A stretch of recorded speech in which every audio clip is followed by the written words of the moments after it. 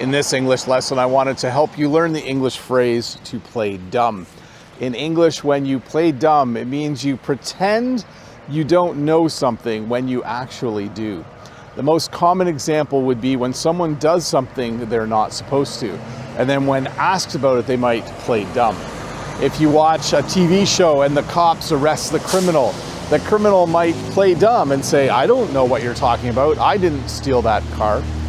As a teacher, sometimes I'll catch students doing something, and then when I ask them what they were doing, they play dumb. They pretend that they didn't do what I saw them do.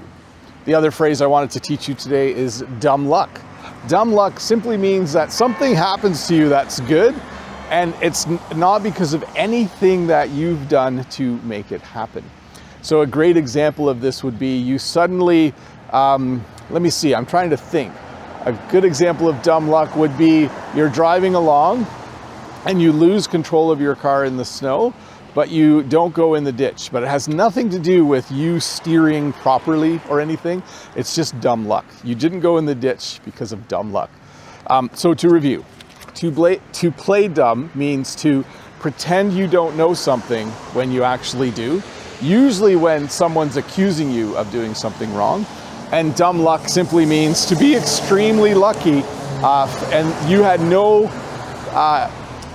not because of anything that you did. Sorry, I'm a little distracted with all the traffic this morning. I'm doing this during morning rush hour in my town.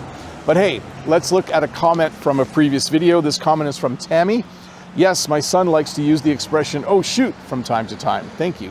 And my response is it's better than the alternative, which is kind of a minor, vulgar word. And then Tammy says, "You can say that again." Great use of the phrase, "you can say that again," Tammy, and thanks for the comment. So yes, I am here in my local town. You can see behind me. Let me get you guys a little further away so you can see a bit more.